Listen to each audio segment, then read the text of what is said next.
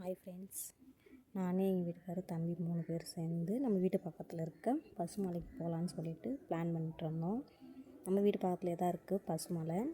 சரி, ரொம்ப நாள் ஆச்சு போயிட்டு நாவப்பழம் இருக்கும். ஆடி மாதம் சீசன் வந்துருச்சு.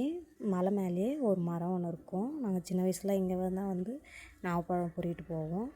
சரி, போய் பொறிட்டு வரலான்னு சொல்லிட்டு போனோம்.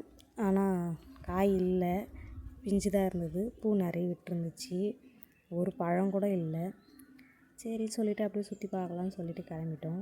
இங்கே லைட்டாக ஒரு பாறை வந்து கேப் விட்டுருந்துச்சா, அதை தம்பி பார்த்துட்டு என்னப்பா பாறை வெடிச்சிருக்கு அப்படின்னு சொல்லிட்டு அவங்க அப்பாவை கேட்க ஆரம்பிச்சிட்டான். அவரும் பதில் சொல்லிக்கினே வந்திருந்தார். இது வந்து நாங்கள் சின்ன வயசில் இந்த இடத்துல எல்லாம் விரவு பொறிக்கிட்டு போவோம், வீட்டுக்கு வந்து விளையாடுவோம்.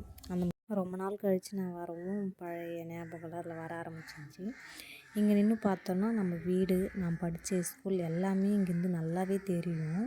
நாங்கள் வரும்போதெல்லாம் இங்கே மேலே நின்று பார்ப்போம். ரொம்பவே சூப்பராக இருக்கும் இங்கேருந்து பார்க்குறதுக்கு. சரி, ஒரு 5 days கழிச்சு வரலான்னு சொல்லிவிட்டு நான் மறுபடியும் கிளம்பிட்டோம் வீட்டுக்கு. 5 days கழிஞ்சு வந்து பார்த்தா சரி பழம் ஏதாவது வச்சுருக்கோம் அப்படின்னு சொல்லிட்டு மறுபடியும் தம்பி வீட்டுக்குன்னு வர ஆரம்பிச்சிட்டோம். அவனும் ஃபாஸ்ட்டாக மேலே ஏறி போனான். ஆனால் இந்த